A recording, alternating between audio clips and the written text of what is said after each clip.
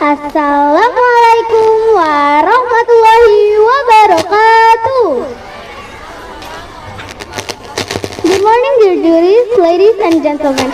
I'm Kayyisa. I'm a student of Integrated Islamic Elementary School of Al Furqon. I'm so happy standing here in front of you to deliver a story about the greedy monkey.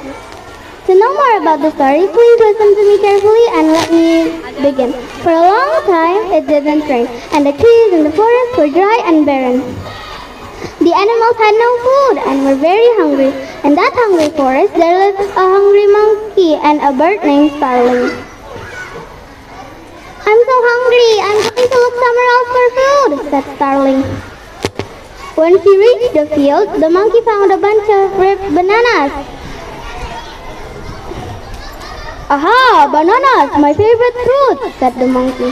Can I have some, please? Said Starling. You must be kidding, find your own bananas, said the monkey. Please, my friend, I'm so hungry, said Starling.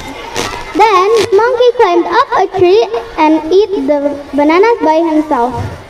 Soon his stomach began to bulge. Oh, I'm so full now, I'm going to save this for later, said the monkey.